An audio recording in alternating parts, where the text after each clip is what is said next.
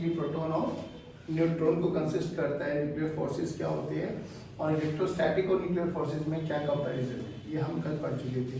फिर हम लोगों ने आर का फॉर्मूला भी देखा कि रेडियस का फॉर्मूला क्या है, आर टू ए की पावर 1/3 और डेंसिटी जो है वो सभी न्यूक्लियस की कांस्टेंट रहती है। ठीक है, अभी देखो हमने बोला कि एक न्यूक्लियस को अगर मैं रिप्रेजेंट करूं दैट इज XAZ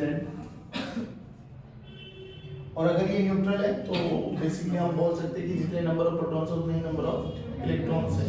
और फिर हमने इसको AMU वगैरह डिफाइन कर दिया था कि एक AMU कितना होता है, 1 मास ऑफ प्रोटॉन 1.66 × 10⁻27 किलोग्राम।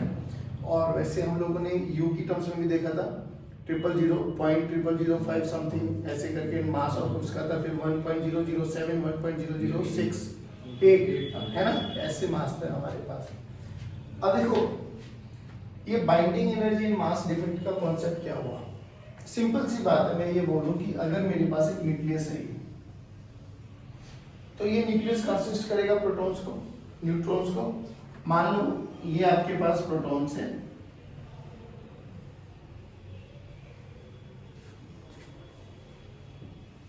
ठीक है, और ये आपके पास न्यूट्रॉन्स है, ऐसे मान के चल लेते हैं। ठीक, अगर मुझे इन प्रोटॉन्स और न्यूट्रॉन्स को कॉन्स्टिट्यूएंट पार्टिकल्स में ब्रेक डाउन करना है, बेसिकली अलग अलग करना है, तो क्या करना पड़ेगा, एनर्जी देनी पड़ेगी, है ना। मैं इसको एनर्जी दूं तो होगा क्या बच्चों, ये ब्रेक डाउन हो जाएगा, है ना। अलग अलग इसके अपने जो प्रोटॉन्स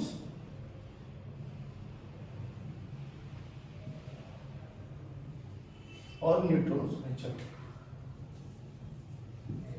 उल्टा भी पढ़ सकते हैं हम लोग कि अगर इन कॉन्स्टिट्यूएंट पार्टिकल्स को प्रोटॉन्स और न्यूट्रॉन्स को हमें कंडेंस फॉर्म में करना है, कंडेंस फॉर्म में लेके आना है, तो हमें कुछ ना कुछ कार्य करना पड़ेगा।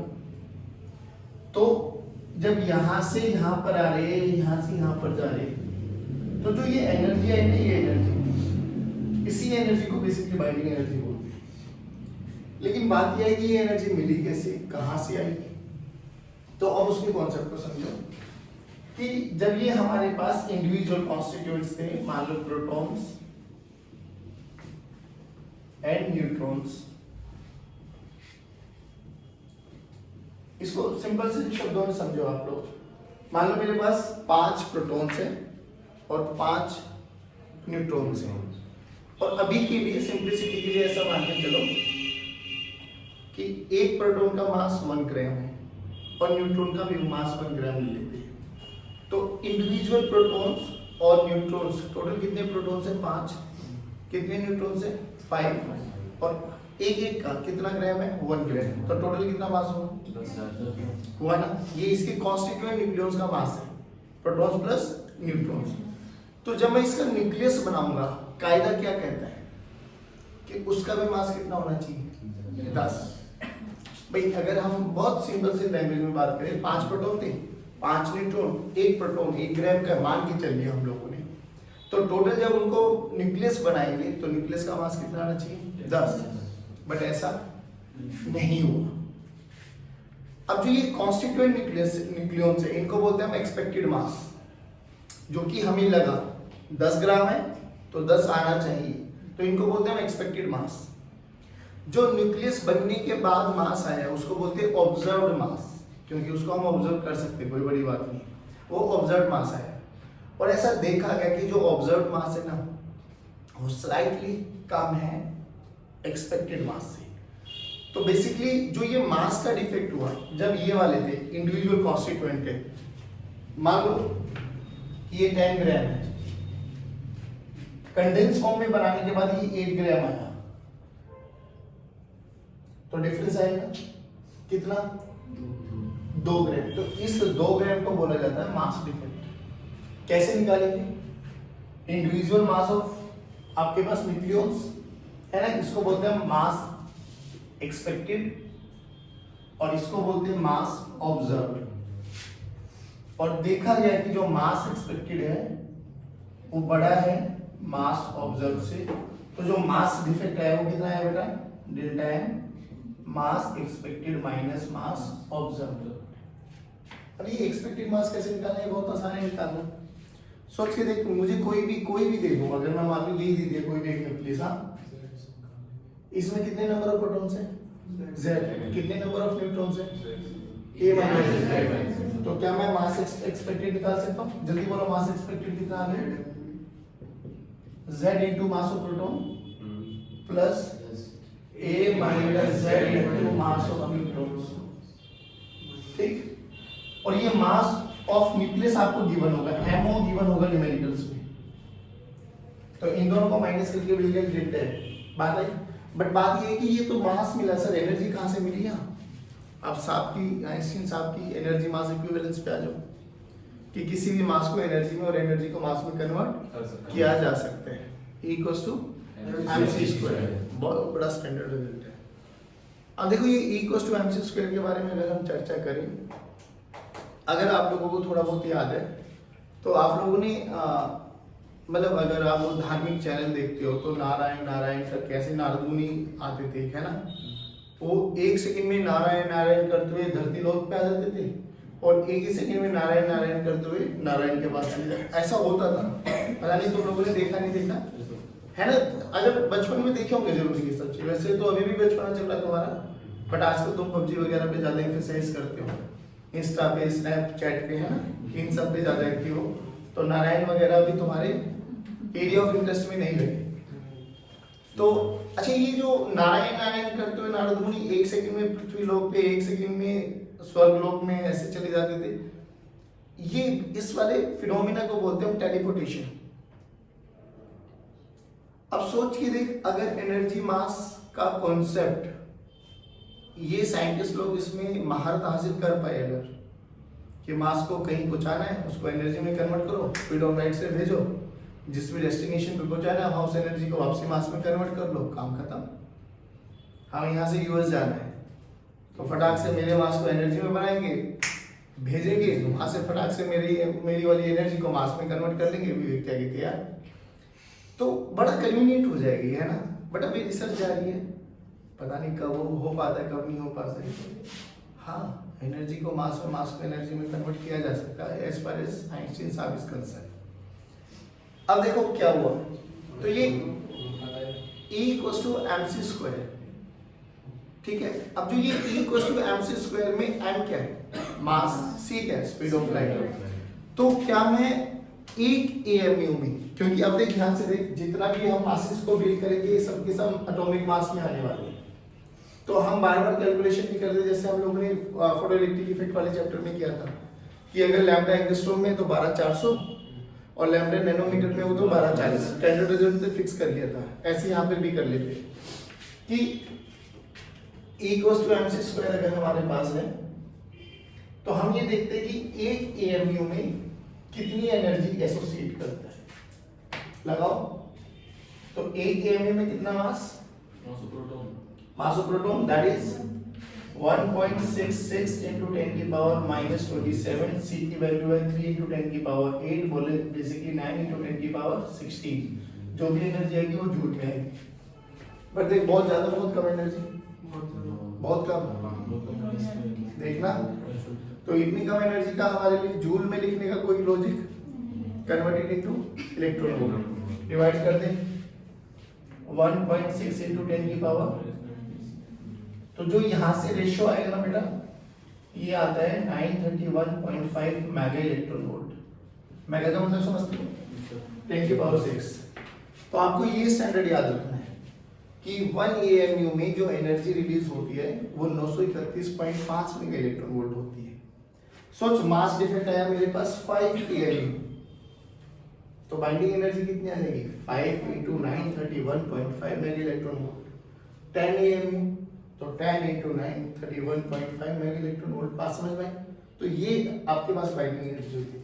बट बाइंडिंग एनर्जी समझे क्या हुआ कि इस न्यूक्लियस में से अगर मुझे न्यूक्लियॉन्स को अलग करना है तो कितनी एनर्जी मुझे देनी पड़ेगी, दैट इज बाइंडिंग एनर्जी, ठीक है। अब बात है स्टेबिलिटी के ऊपर कि कौन न्यूक्लियस ज्यादा स्टेबल, कौन न्यूक्लियस ज्यादा स्टेबल नहीं है। तो पहले ऐसा सोचा गया कि जिसकी बाइंडिंग एनर्जी ज्यादा ना, जो मैं शब्द बोल रहा हूँ उसमें ध्यान से सुनना, जिसकी बाइंडिंग एनर्जी ज्यादा वो ज्यादा स्टेबल, ऐसा सोचा गया। बट बाद में इस रिजल्ट में ना बहुत एम्बिग्यूटी आई, तो फिर इसको मॉडिफाई किया गया और रिसर्च की गई, फिर यहाँ से निकला कि जिसकी बाइंडिंग एनर्जी पर न्यूक्लियन सबसे ज्यादा, वो सबसे ज्यादा stable. Now how to calculate binding energy per nucleon? पे बाइंडिंग एनर्जी तो हमें पता लग जाएगा, है ना। किसी की भी बाइंडिंग एनर्जी निकालनी तो बहुत सिंपल है, डेल्टा एम निकालो, 931.5 से मल्टीप्लाई कर दो, will get binding energy.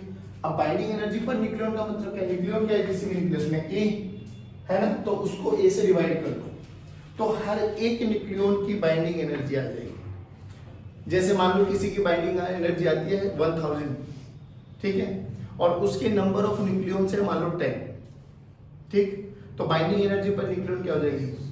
1000 divided by 10, तो 100 मेगा इलेक्ट्रॉन वोल्ट। नहीं आया समझ में?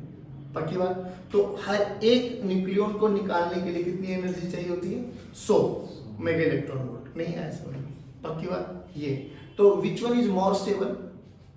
जिसकी बाइंडिंग एनर्जी सबसे ज्यादा, बाइंडिंग एनर्जी पर न्यूक्लियन सबसे ज्यादा, वो सबसे ज्यादा stable.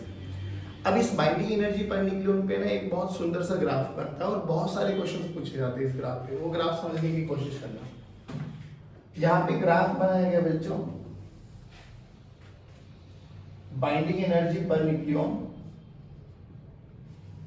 Energy in mega electron volt, और ए के बीच में, ए क्या है?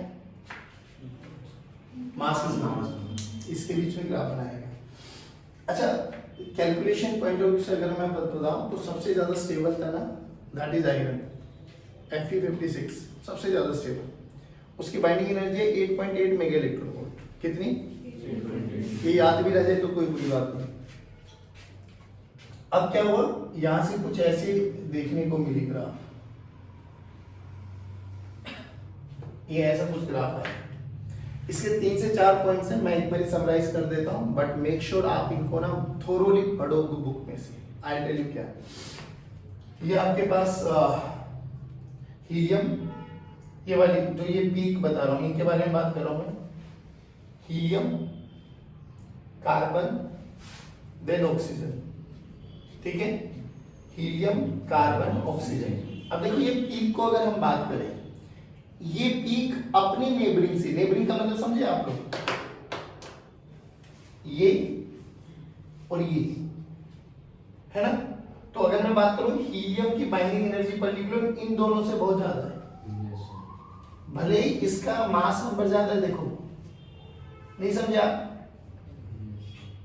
अरे इसका 1 बोल दो, इसको 2 बोल दो, 2 का मास नंबर ज्यादा है, बट हीलियम की बाइंडिंग एनर्जी 2 से। तो जो ये पीक होती है ना, पीक रिप्रेजेंट करती है कि ये अपनी नेबरिंग न्यूक्लियस से ज्यादा स्टेबल है, ज्यादा एनर्जी है तो ऑब्वियसली ज्यादा स्टेबल है। नहीं आया समझ में? जो सबसे ज्यादा स्टेबल है वो तो ये आयरन 56 Fe, और इसकी एनर्जी कितनी है बाबा? 8.8 मेगा इलेक्ट्रॉन वोल्ट। अब ये 1H1 2H1 these are light nuclei, इनकी बाइंडिंग एनर्जी बहुत कम है। और हम अगर एक डेटा होता है 40 से 120, 40 से 120 के बीच में अगर हम बात करें तो जो इनकी एवरेज बाइंडिंग एनर्जी आती है ना बच्चों, it is approximately 8.5 mega electron volt. तो ये स्टेबल होती है। बट जैसे जैसे हैवी न्यूक्लियाई आते हैं, जैसे यूरेनियम, इसकी बाइंडिंग एनर्जी होती है 7.6 मेगा इलेक्ट्रॉन वोल्ट, तो कम है ना। अब क्या होता है, जो ये लाइट न्यूक्लियाई है और जो हैवी न्यूक्लियाई है, ये भी क्या करेंगे, ये भी स्टेबिलिटी को अटेन करने की कोशिश करते हैं। क्या करने की कोशिश करते हैं? अब जब ये स्टेबिलिटी को अटेन करने की कोशिश करते हैं, ये तो ये अपने आप में से ना रेडियो एक्टिविटी डिके करते हैं, कभी अल्फा कभी बीटा पार्टिकल्स को रिलीज करते हैं। तो जब ये वाले पार्टिकल्स जो हैवी पार्टिकल्स होते हैं, ये क्या करते हैं, हैवी पार्टिकल्स अपने मतलब अपने आप में से टूटेंगे, स्प्लिट आउट होते हैं छोटे छोटे पार्ट न्यूक्लियाई में। इनको इस वाले प्रोसेस को बोलते हैं fission process, nuclear fission process. यहाँ से अल्फा बीटा डीके ये सब पढ़ेंगे हम लोग। जो ये लाइट न्यूक्लियाई होती है ना, ये क्या करते हैं, एक दूसरे में फ्यूज होते हैं, ठीक है ना, हैवी न्यूक्लियाई बनने की कोशिश करते हैं। तो ये जो प्रोसेस होता है, यहाँ से यहाँ तक स्टेबिलिटी को आने के लिए जो प्रोसेस होता है उसको बोलते हैं न्यूक्लियर फ्यूजन। यहाँ से जो स्टेबिलिटी को अटेन करने के लिए प्रोसेस होता है उसको बोलते हैं न्यूक्लियर फ्यूजन। अब बहुत सारे क्वेश्चंस आते हैं आपके पास, ग्राफ दे देंगे ए बी सी ऐसे नाम दे देंगे, बोला जाएगा विच वन इज मोर स्टेबल, देख लेना आप ग्राफ में जिसकी चौथ सबसे ज्यादा होगा वो सबसे ज्यादा स्टेबल होगा। बात समझ में आती है? देयर आर अनंत क्वेश्चन पूछे जाते हैं कि यहाँ से यहाँ तक बताओ कौन सा प्रोसेस होता है न्यूक्लियर फ्यूजन। न्यूक्लियर फ्यूजन इसके बारे में बहुत डिटेल में पढ़ेंगे, अभी कोई बहुत बड़ी बात है, बट ये बाइंडिंग एनर्जी पर न्यूक्लियर वर्सेस एक का ग्राफ था और ये हमें इंडिकेट करता है कि which one is more heavy मतलब more stable and which one is least stable, और उनकी स्टेबिलिटी को अटेन करने के लिए फ्यूजन प्रोसेस और फिजन प्रोसेस समझ में आ गई पक्की बात। अब इनसे रिलेटेड 2 4 5 मेडिकल करते फिर आगे बढ़ते, ठीक है।